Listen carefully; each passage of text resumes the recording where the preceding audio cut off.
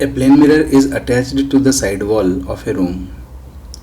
A man standing on the mid of the room is looking into mirror. Find the minimum height of the mirror so that the man can see complete image of wall of height h present behind him and opposite to mirror. समझें कि क्या कहते हैं question में. यह है एक room और इस रूम की एक साइड वॉल पर मिरर अटैच किया गया है. यहाँ पर मिरर लगाया गया है और रूम के बिल्कुल मिड में यहाँ पर है एक ऑब्जर्वर. बिल्कुल मिड का मतलब है कि अगर ये डिस्टेंस d है तो ये वाली डिस्टेंस भी d होगी, तो ये मिड में हो गया. ये आदमी इस मिरर में देखता है तो इसके पीछे जो दीवार है ये दीवार भी इस मिरर में दिखती होगी. तो हमें फाइंड करनी है इस मिरर की वो मिनिमम हाइट ताकि ये पूरी दीवार दिख पाए. सपोज़ ये वॉल है ए बी, तो ए से लेकर बी तक ये सामने मिरर में इसको पूरी दिख पाए. तो उसके लिए हमें कम से कम कितना बड़ा मिरर चाहिए. तो भाई सबसे पहली बात तो ये समझी जा सकती है कि मिरर किसी भी साइज़ का हो ये पूरे रूम की इमेज इधर बना देगा. मीन्स ये 2D डिस्टेंस लेंथ है तो 2D डिस्टेंस का रूम इस तरफ भी बना देगा ये इमेज फॉर्म में. तो इस तरफ इस रूम की इमेज बन जाएगी कुछ इस तरीके से. और ये जो वॉल है h हाइट की 2D डिस्टेंस पर, तो 2D डिस्टेंस पर ही इसकी इमेज बन जाएगी यहाँ पर. और इसकी इमेज हाइट भी कितनी होगी h. a dash b dash में इसको नाम दे रहा हूँ.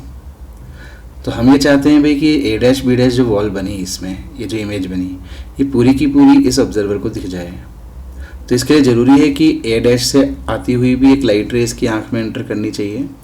एक ऐसी लाइट रे जो कहाँ से आती हुई अपीयर हो a डैश से, और एक ऐसी लाइट रे भी इसकी आँख में एंटर करनी चाहिए जो कहाँ से आती हुई अपीयर हो b डैश से. तो मैं इसके लिए a डैश को इस आँख से मिला देता हूँ कुछ इस तरह से. यहाँ से एक लाइट रे आ रही है, ऐसी लाइट रे जो आती हुई अपीयर हो कहाँ से a डैश से. ठीक इसी तरह से एक लाइट रे b डैश से आती हुई अपीयर होने जानी चाहिए. सच में तो ये कहाँ से आई होगी भाई, ये रे आई होगी सच में b से और रिफ्लेक्ट होकर इसमें गई होगी. और लग रहा ऐसा होगा कि जैसे b डैश से आ रही है. ये रे कहाँ से आई होगी a से, इस तरह से, पर ऐसा अपीयर होगा जैसे कि ये a डैश से आई हो. तो भाई कम से कम आपको यहाँ से यहाँ तक ये मिरर तो चाहिए ही चाहिए. इसके ऊपर वाला ये मिरर हटाया जा सकता है, इस मिरर की भी कोई ज़रूरत नहीं है, पर इतना पार्ट तो चाहिए ही. अगर इससे छोटा मिरर होगा तो ये पूरी नहीं दिख पाएगी, क्योंकि इससे छोटे मिरर का फील्ड ऑफ व्यू थोड़ा छोटा होगा, तो वो इस दीवार के कुछ पार्ट को ही दिखा पाएगा.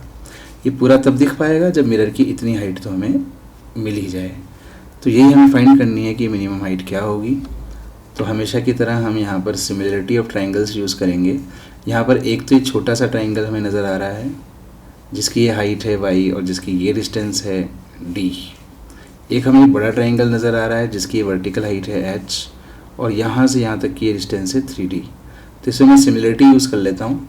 तो y अपॉन h, तो y upon h equals to, y था छोटे ट्राइंगल में, तो छोटे ट्राइंगल में ये वाली डिस्टेंस है d और बड़े ट्राइंगल में ये डिस्टेंस हो गई 3d.